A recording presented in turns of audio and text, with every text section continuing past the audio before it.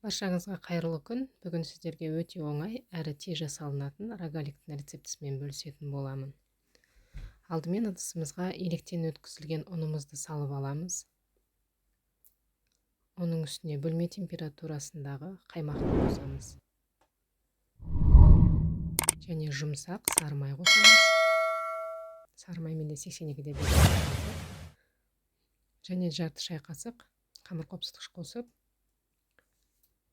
жақсылап қамырды илейміз. Қамыр осындай жұмсақ болып шығады. Иленген қамырды теңдей 4 бөлікке бөліп аламыз.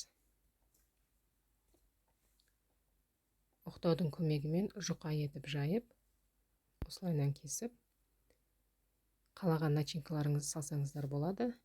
Мен шоколад пастасын қолдандым және қант қосып жасадым. Осылайынан әдемілеп орап алып,